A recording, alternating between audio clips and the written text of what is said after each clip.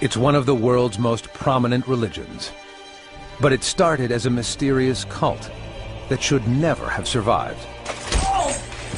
They were enemies of Rome, practicing a forbidden faith in secret, marked by persecution, martyrdom, and murder. Through new research, we unravel how Christianity conquered Rome, spread its message, and built its churches upon the ruins of a fallen empire.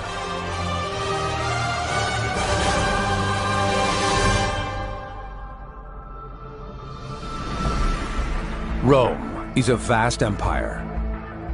It stretches from the forests of northern Europe to the deserts of North Africa, from the Atlantic Ocean to the Middle East. So not surprisingly, around AD 30, the killing of an obscure rebel in Jerusalem, Jesus, goes almost unnoticed. The execution of Jesus would have made not that much of an impression. It would be like a bandit being executed and then making perhaps page 35 in the corner of the New York Times.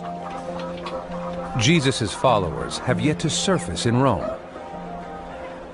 They're practically unknown. This, after all, is a city of 1 million people. But their Christian religion is fundamentally at odds with everything Rome stands for. Confrontation will come, but when? Ancient Romans are polytheists. There's a god for every person, every trade, and every situation. A warrior going into battle pays homage to his patron, Mars. A tradesman seeks help from Mercury, the god of commerce. And Jupiter is the protector of all. His temple looms over the Roman Forum, where he watches over government, justice, law, and order. Romans believe that their gods walk among them, directly intervening in the daily life of the city. The Romans believed that they were descended from the god Mars. Mars had consummated a physical relationship with a Vestal Virgin, and that relationship gave birth to Romulus and Remus. So the god Mars was the father of the first king of Rome. In contrast, Christians believe in one all-powerful God. Their leaders preach peace, modesty, and a readiness for the afterlife.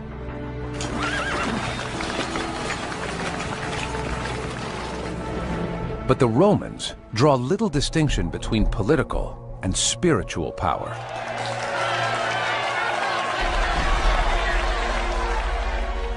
And at the head of the whole system is the Roman emperor. He is the head of Roman religion. And it's all interconnected. The worship of the emperor, the worship of the gods. It was a place teeming with cults and temples and shrines. This is Rome. It's the state's duty to honor and appease the gods, for the city to prosper. So in the heart of the Forum, in the temple of Vesta, a group of women are required to keep watch. There's a symbolic fire always burning, tended by the priestesses, and it's very, very important to the Romans. Now, tradition has it that the fire goes all the way back to Rome's earliest beginnings, and the Romans feared that if it would ever go out, it would be a terrible omen for the future of the city. A sacred trust has been placed in the Vestal Virgins. They are the most powerful women in the city. There are 6 Vestal Virgins. They're chosen in childhood by the chief priest, the emperor. And they dedicate their lives for 30 years to the goddess Vesta.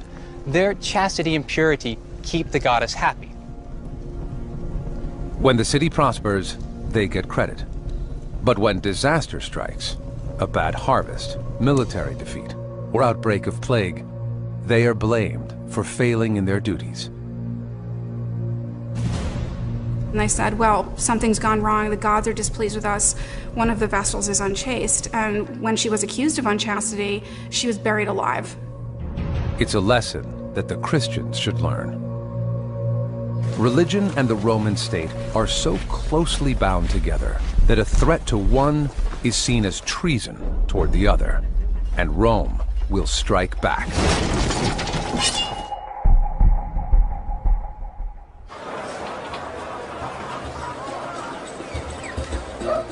Evidence shows that when there's no perceived threat, Rome is open-minded, even liberal. In my view, Roman religion was the most tolerant of any religion I can name. What we find, in fact, is that Romans were probably initially surprised by the rigid monotheism of the Christians. They just couldn't understand why they couldn't worship other gods. The Romans have their official pantheon of deities. But as the empire grows and absorbs new cultures, it also welcomes new gods. So, for example, it admitted a goddess from Egypt, Isis, who promised her worshippers salvation. It welcomed Mithras, who was a god perhaps from Persia. Before the rise of Christianity, these cults attract thousands. There are more temples to Isis than to Jupiter. And Mithras is hailed widely among the military. They gather in halls, similar to churches that are soon to come. They share a ritual meal, as the Christians will. But they also make sacrifices, and they have their own powerful myth of creation. At the center, in the apse of every Mithraic cult hall, was a relief, a sculpture, or a fresco depicting the original event, the tauroctony, when Mithras slays the bull. By slaying the bull and spilling its blood, Mithras lets loose a force that fed the universe. Worshippers of Mithras and Isis also accept the Roman gods and are left alone. But the Christians will be persecuted. Yet Christianity is one of only a few cults that will grow into a worldwide religion. Roman authorities are slow to recognize the movement that is growing. Initially, Christians are only seen as a sect of the Jews. As Christianity starts out, obviously, as a Jewish cult, a Jewish religion, Jesus was a Jew, and all of the early Christians considered themselves Jews. The state is content to leave its Jewish citizens alone. While they account for 1 in 10 of the population, there are reasons why they aren't considered a threat. They don't seek converts. Being Jewish is as much about blood as it is about faith. And in a city that places great value on history, the Jewish religion predates the Romans. What gave them respectability was that their religion was manifestly old. They were just considered a strange and different community that kept to themselves. But the first Christian missionaries emerge with a message that's much more threatening. Generally speaking, early Christianity is a religion of the poor and people who aren't part of the system. Rising from the lowest segments of society, the Christians worship one of their own. What was peculiar about Christianity, to a Roman's point of view, is that it originated recently with a particular individual, and that particular individual was executed as a criminal, made the religion even more peculiar and more suspicious to the Roman authorities. But by the time it hits Rome, it's already an established presence in cities across the Eastern Empire. Religions spread rather like diseases. They spread most easily in urban contexts, and the Eastern Mediterranean is extremely heavily populated with cities at this time. The Christian message is spread via networks that the Romans built themselves. Their trade routes, their road system. Finally, missionaries spread the message to the imperial authorities. And one missionary walks thousands of miles on Roman roads. He is a prisoner, sent for trial by Jerusalem's Jewish elders who find his message offensive. His name is Paul, and he is revered in Rome long after the empire falls. Paul was greeted by representatives from the Christians already in the great metropolis. Now Paul was coming to Rome itself. He had come to the center of the world empire, and the emperor would now decide his fate. The Emperor Nero's actions could be seen as a very costly error. Paul is secluded at home for 2 years before his trial, but during that time, he's still able to preach. This church is said to be built near the site where he stayed. This is about as close as we can get to where Paul the Apostle might have been when he came to Rome. We're in a commercial district, and we know from Paul's own letters that he himself was a tradesman. It seems to make sense that when Paul came to the city of Rome, to come along an alleyway like this, and would have met other tradesmen that would have shared a great deal with Paul. So we think this is where he was, and this is what he did. It's in meetings held here that the entire foundation of the Roman Church is laid. They'd have come together, they'd have been evangelizing, they'd have been talking, they'd have been growing the community. But within that community, they're meeting together for table fellowship, they're meeting to pray, they're meeting to sing hymns of praise, and forming these kinds of Christian networks that start to really grow and take hold in the city. The Christian's message doesn't appeal to all. To the urban poor, it's simple and seductive. Christians were promised that they were going to a happier place, a place that they would be welcomed, and they would be one of the elect in this place called heaven. And yet to the ruling elite, the dedicated followers of the old religion, the gospel sounds like a challenge. Jesus was quoted as saying, "I come not to bring peace, but a sword." If I were a Roman on the streets in the 1st or 2nd century AD, I really would have wondered about this new God. The righteous will be taken up into the kingdom of heaven, and the unrighteous, he says, will be cast into a furnace. By pure coincidence, a fire is coming and will burn down over half of Rome. And the emperor will ensure that it's the Christians who pay. In AD 64, the worst fire in Rome's history wipes out 70% of the city's buildings. This is the moment when Romans turn on the Christians. As the smoke clears and the scale of the damage is revealed, the Emperor Nero is faced with 2 urgent tasks: to start rebuilding and to find someone to blame. It was believed by many that Nero himself had set the fire in order to clear an area where he could then build his palace, the palace that he constructs very close to the Flavian Amphitheatre today, the Colosseum. He sees an opportunity to simultaneously divert suspicion away from himself and deal with a growing threat. Nero blamed the burning down of the city of Rome on the Christians. He could then attack them, have them persecuted, have them burnt or crucified to the edification of other people in the city. Nero orders execution for the Christians. And 2,000 years later, our image of the pagan Roman emperors is defined by his violence. Now, he didn't just kill them. He made a sport of it. He had some of them wrapped in animal skins and torn apart by dogs. He had some of them crucified, and he even had some of them dipped in pitch and set alight. It was a truly terrifying time to be a Christian in Rome. Romans equate justice with humiliation, maximum cruelty, and public degradation.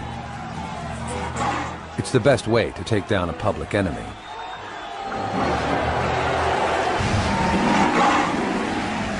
Paul, the great missionary, dies during this time. And many others become Nero's victims as well. The precise death toll is unknown.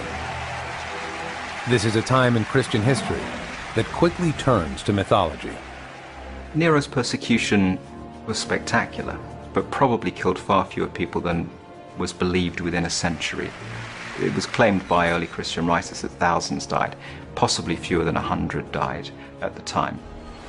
Persecution of Christians was brutal, and it was horrific, and no one should have had to suffer that way. But as far as we know, it was far more sporadic and far briefer than some of the rumors, let's put it that way. With each telling, the story grows. For every Christian life Nero takes, he makes a recruiting agent for the new faith. The most powerful of these was Peter, the Apostle, the first bishop of Rome. St. Peter is probably the greatest of the 12 apostles of Jesus. Plucked from obscurity from Galilee, where he was just a fisherman, he's given a change of name by Jesus. Jesus says, you're no longer going to be called Simon. I'm going to call you Peter, because you are the rock, Petros, on which I will build my church. Today, this site remains a place of pilgrimage. The church that stands here is called St. Peter in Prison, because in the 1st century, there is a notorious jail here. Peter is in Rome during the aftermath of the Great Fire and is arrested by Nero. St. Peter gets caught up, and just as Jesus had prophesied, he is taken a place that he does not wish to go. And legend, very ancient legend, says, this is the place he was brought. This is the prison in which he spent his last night. On the wall, you've got crosses carved. There's another one here. There's a very big one here. But for me, what's most powerful is this. Here is the cross upside down, and the tradition says this is how Peter was crucified. He said, I'm not worthy to be crucified as my Lord was crucified. I want to be crucified upside down. Peter is killed. Few can know the effect that his death will have.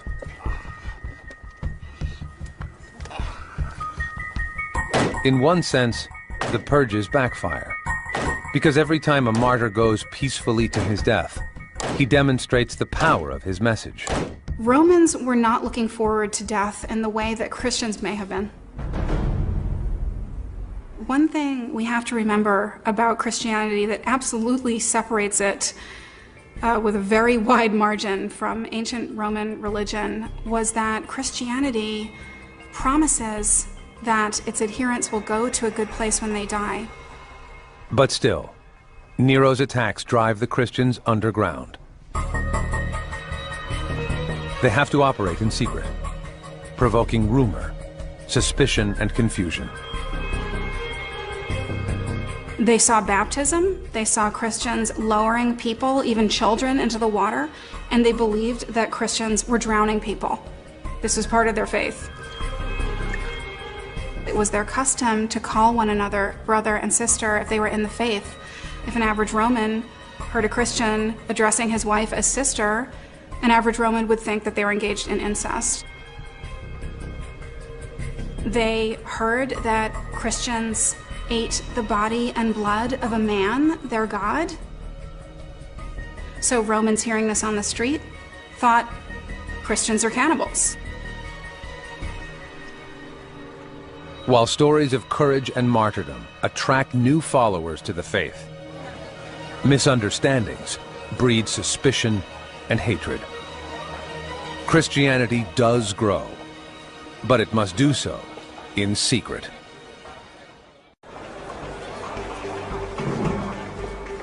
For almost the first 300 years of its history, Christianity is a forbidden religion.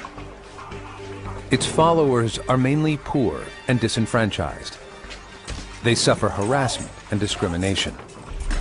Yet their numbers increase. Other cults fade and disappear, while this one endures because of its clear and practical advantages.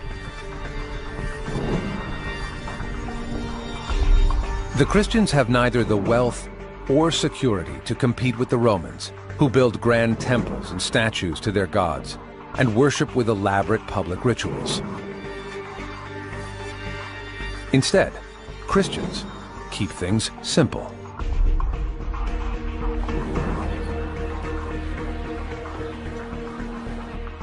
When Christ at the Last Supper, just before he's crucified, takes the bread and the wine, he took the most ordinary things that every household would have, and he said, whenever you share this with friends, or with a stranger, or with anybody, I am with you. And the communion service, here it would have been known as an agape, a Greek word meaning a love feast, was the ultimate Christian statement that Christ had not died, but had risen again, and was seated with them. Where 2 or 3 are gathered together, he says, I am with you. The early Christian followers have no right of public assembly and are not permitted to build churches. But they turn ordinary buildings into places of worship and in secret begin to build a new society. From the outset, women are key players. This is St. Cecilia's, a 19th century shrine to a 3rd century martyr, one of the most important figures in the early years of the church. You can get underneath the church and see what was there before. The ruins of a 2nd century apartment building. What we think is that there are Christians who came here and that this was actually the house that belonged to Cecilia herself, and that she started what we call a house church in this space here. In male-dominated Roman society, the home is the one place where women have control. Out on the street, women weren't allowed to have positions of authority. They couldn't hold public office, for instance. But once you were inside a house, a woman could flourish. She could really come across as somebody who had a great deal of authority in her own space. Cecilia's home becomes a safe house where groups can gather. And though there's little formal structure to the early church, it connects its members to other Christian cells across the empire. They provide opportunities for these traveling missionaries who couldn't preach on the streets to come and do so in their living rooms. Women came in droves. And most of the converts that we know about were apparently women. And the messages would spread, women would be there and would be around listening to this, and then they would go to their homes and they would talk to their families about it, and they could raise their children according to the sort of virtues and messages that they had learned from these traveling missionaries. Some scholars believe that the new faith attracts women for one specific reason. Women got a raw deal from traditional Roman religion. Within the Roman world, within traditional Roman structures, young girls had a very small chance of surviving. If a family had a second daughter, that daughter would very likely be killed shortly after birth. Christian society didn't allow this. Women adopted Christianity because to them it was a way of preserving their family. The message that all are equal in the sight of God means that Christianity is recruiting in areas that other cults ignore. It admitted all comers, so it admitted slaves, it admitted free people, men, women, rich, poor. Anyone could join without an initiation fee, which other mystery cults actually charged. They charged initiation fees. You needed to pay no money to worship Jesus. And to those with nothing, the Christian network offers real, practical help. Poorer people were attracted because of the social institutions that church organizations provided. So that if you were poor and if you were ill, the church would take care of your children. If you needed a job, a member of your society might be able to find you a job. If you needed food, the Christians would provide you with food. They set out to win hearts and minds. It works. Christian communities encourage people to stay and nurse the sick, whether they be Christian or pagan. Now, what would be the natural response? They would be far more likely themselves to convert to Christianity. In fact, the Christians' attention to healthcare is so successful that people simply live longer. One finds waves of epidemic disease sweeping across the eastern Mediterranean, wiping out large numbers of the population, some estimates as high as 30%. Christians nursed more effectively than pagans. The Christian community had a much higher chance of survival. They have a high rate of conversion, low infant mortality, increased life expectancy. The march of the Christians is unstoppable. It just takes time. Within a fairly stable population of around 60 million, Christians would be an increasingly large percentage. 10 years or so after the death of Christ, there are 1,000 Christians. And by the year 250, there would be approximately 1.1 million Christians. Christianity and the Roman authorities are moving toward another collision.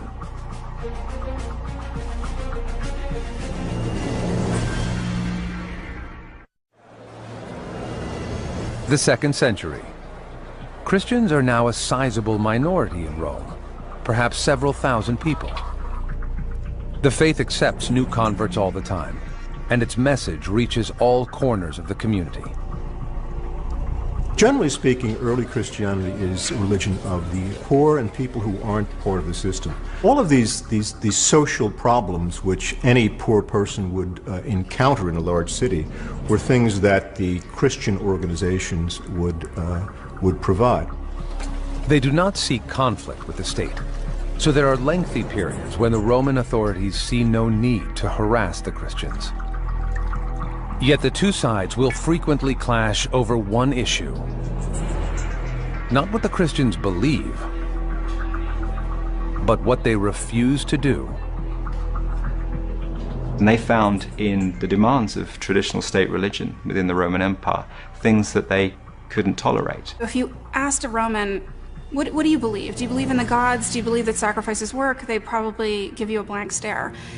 Had a religion of contract, which meant if they gave gifts to the gods must return in kind and answer those prayers. And they actually had a phrase for this, do ut des, which is, I give so that you might give. Roman religion is clear. Fail to sacrifice, and you bring disaster upon the city. You cannot play around with religion. You cannot mess around with ritual. But it's equally clear to the Christians that sacrifice to anyone but their God is blasphemy. The Christians no longer wanted to participate. And this is why Rome kills Christians.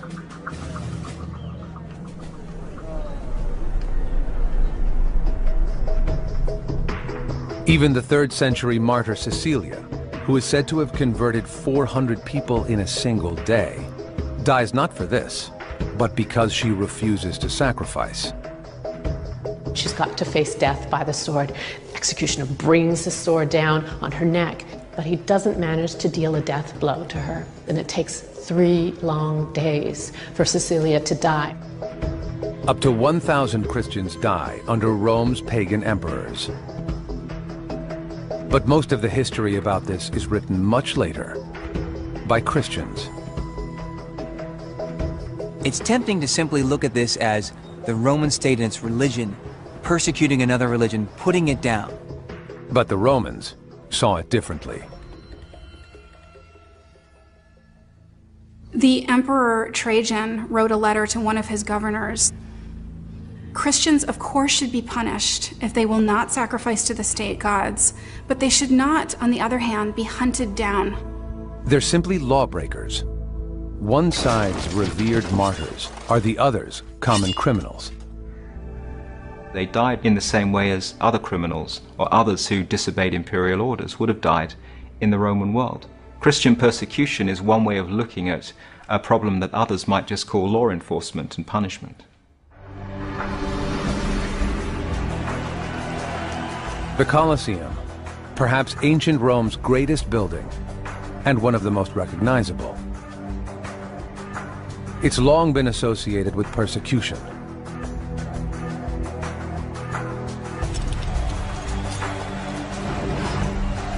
Here is where Christians were thrown to the lions.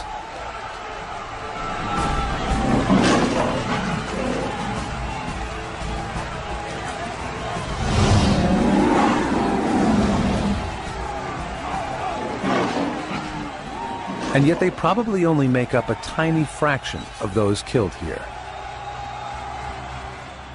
Christians suffered. Christians, although there's no specific evidence of Christians having been martyred in the Colosseum, they almost certainly were. What's very interesting to me is that average Romans, politicians, criminals, men and women on the street, were sentenced to death in the arena. So Christians being sentenced to death in the arena is actually nothing new.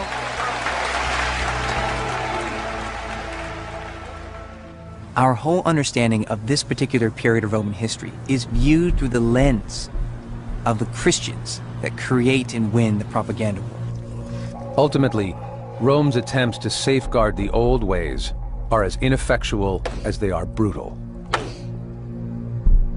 The word continues to spread. What if the Romans had tried right from the beginning to entirely wipe out the Christians, just to exterminate the lot of them right in the beginning? Well, then maybe all of Roman history and world history would be different. But that is not what the Romans did. And instead, the persecutions were sporadic and ultimately led to the creation of the cult of the martyr. And as everyone knows, the cult of the martyrs is bad PR. And ultimately, it's the Christians that will flourish, and it's the Christians that will win the propaganda war. The cycle repeats for generations. Rome attacks, creates martyrs, and the Christians grow stronger. They continue to grow and organize. Eventually, they are no longer merely an irritant, but an organization with numbers and real power. The time has come for the old pagan elite to mount a serious attempt to stop them, but it could be too late. The 3rd century AD. Christianity is still an underground movement, but it thrives while other cults die out. Though its message is mystical, its people are practical. It had great organization. The other mystery cults did not have the things that early Christianity had right away, like bishops. They had centers of worship. Each city had its own bishop, and he administered the rest of the clergy. That's an amazing thing the other mystery cults lacked. This is the catacomb of St. Calixtus, where the early church buries its leaders.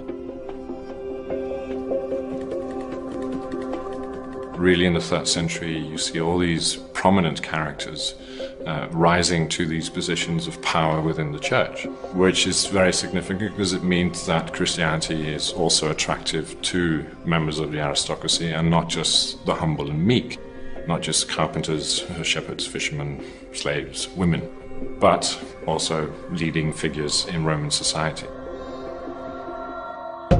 The faith spread outward, across the empire from the east. And now, it spreads up, through the hierarchy of Roman society.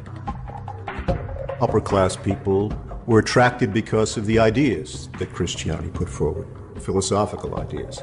Because of the social structure, they would assume leadership in the church because they were wealthy and because they were literate. The church is poor, but the new converts offer gifts of land and money. In return, they get something more tangible than the promise of salvation. They get power. The bishops, you can compare them to the magistrates of a city. The priests are the senators of the city, and then there are the people. So the pyramid of power that you see in secular life is copied onto the church. Figures like any of these other important bishops in this crypt really make that difference in establishing that hierarchy. The larger their followings, the more powerful they become. Since the church demands that faith govern every aspect of a believer's life, that power is great. It becomes even more concentrated in the hands of key individuals. Over time, a single dominant figure emerges. The Bishop of Rome claimed superiority over the bishops of other cities, and this was clearly mimicking the structure of Rome, with the emperor coming out of Rome and exercising power over other cities. The idea is really to a great degree based upon the model of Roman administration. In 250 AD, the Roman Empire numbered around 60 million. Only 1 million are Christians. 50 years later, the population is nearly the same, but 1 in 10 Romans are now Christians, an estimated 6 million of them. The system to which they owe allegiance mirrors the Roman state. It also has the power to threaten it. The Great Persecution begins in 303 AD, Rome's last attempt to strike back.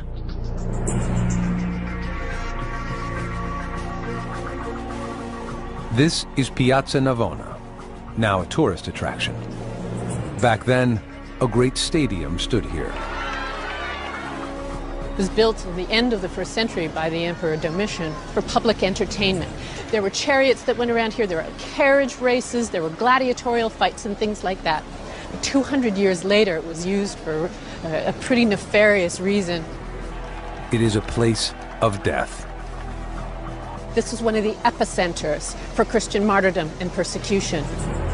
In 303 AD, the Emperor Diocletian plots to decapitate the Christian movement. Word travels across the Eastern Empire. Scriptures and places of worship are to be destroyed. All Christian gatherings are already prohibited. They lose any right to petition the courts. Many are thrown into prison.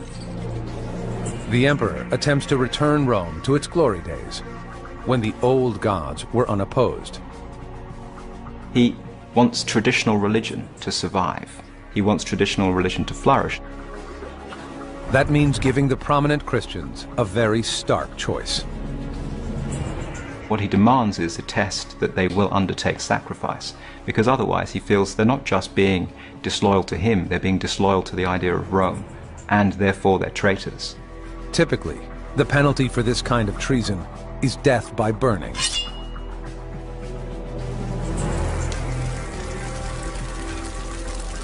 Diocletian ordered Christians to be rounded up wherever they were. His persecutions were directed at members of the elite. But pretty much anybody who got in the way also risked the danger of being rounded up and brought to this very place. Some Christians give in and sacrifice. Many are simply released by sympathetic officials. Historians estimate up to 5,000 people die. But amidst all that bloodshed, what becomes clear is that this is the last gasp of a once great faith.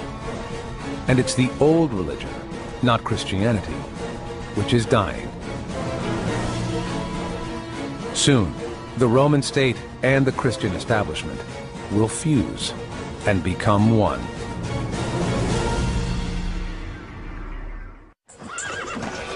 Traditionally, the only success that really matters in Rome is military. In an empire built on conquest, a leader makes his name by winning wars. The Christian's message completely counters the ways of Rome. Yet their takeover of the empire is cemented with a battlefield victory.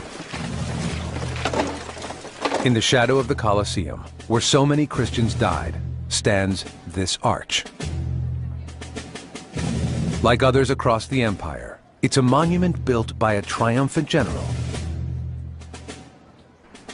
Constantine.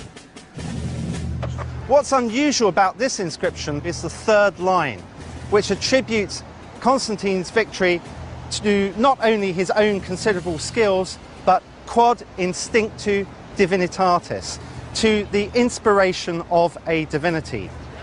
Now, despite the ambiguity, any Christian could have been fairly sure which divinity Constantine had in mind. The one, the true, the only God. Constantine is the last man standing in a vicious civil war that determines who rules the empire. The night before his final battle, he tells his army that he's seen a vision in the sky, a sign that he should fight in the name of the God of the Christians. What Constantine and his troops saw has remained a matter of controversy and debate. The church obviously accepts it as a miracle. Skeptics consider it a hallucination, perhaps a downright lie. But quite recently, an ingenious theory has proposed that what Constantine actually saw was a sort of solar mirage, in which a halo appeared around the sun, and what are called sun dogs, or mock suns, appearing at the sides and at the vertex, together conjuring up the vision that could be described as the High Road. The Chi-Rho is one of the oldest Christian symbols and uses the first two letters of the Greek word for Christ. Constantine uses it to send a message. If he went forward with the battle in the name of Christ, he would win. He did. He won. He became the emperor, the sole emperor of the empire, and Christianity had its day, finally, officially. Now that the new faith has reached the very highest levels, change sweeps through the empire. Whatever degree of power and influence Christians had when Constantine came to power, Constantine's conversion to Christianity had a major effect. We find that Christians are being put in positions of higher power. He also provided tax exemptions for members of the clergy. He gave enormous amounts of land to the church, and in this society, land is wealth. So Constantine gives the church both physical and financial muscle, and the Roman genius for order and organization. The church became efficient, it became centralized, it met on occasions, difficult questions were answered, and the force of the state was brought to bear to ensure that decisions taken were enforced universally.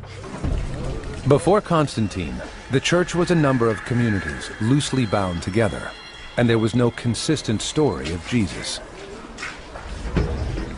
It would have circulated as any number of books in any number of forms, because Christianity was an immensely diverse faith throughout the Eastern Mediterranean and into the West. Some of these books were discarded. The ones that Constantine's bishops deemed appropriate became part of the New Testament. Constantine commissioned 50 copies of the New Testament to go to Christian foundations. The Roman Empire becomes Christian. But in its discipline, its single central authority, and its ability to cross borders, Christianity has become ever more Roman. Christianity as we know it, as an empire-wide religion, is inconceivable without the structure of Roman government and the kind of economy and trade and commerce and communication that that empire-wide Roman government provided. This is the chapel of San Sylvester. He's Bishop of Rome, Pope under Constantine. The art on the walls depicts the moment when Constantine bestows legal authority on Sylvester's office. He might be God's representative on earth, but it's the emperor who puts power in his hand. Constantine gives power to the church, represented here in the image, him handing the crown to the Bishop of Rome, taking him into imperial administration, giving him power, giving him secular power, not just spiritual power. Constantine does not make Christianity the religion of the state. That has to be said clearly right from the beginning. But he sets the wheels in motion for a development that goes on throughout the entire 4th century. The fresco shows another pivotal moment. Constantine does something that would have been unthinkable for a Roman emperor just a few decades before. He's baptized. Where he leads, others follow. When Constantine builds the world's first baptistry here, it completes the reversal of the Christians' fortunes. Though Christianity was an obscure Eastern cult, the religion of immigrants and lower classes, Rome's rulers felt threatened. Rome's authorities were threatened. Yet from the earliest days, for all the cruelty, mistrust, and bloodshed, the two institutions, Roman state and Christian church, were bound together. Though Peter was killed in the persecutions under Nero and buried among the pagan tombs, the Christian message still grew. As Constantine built Peter's church on the ruins of pagan buildings, his empire was the foundation of a worldwide faith. For 1,700 years, the churches of this city have stood as a symbol of the Christian religion. Today, it claims 2 billion devotees.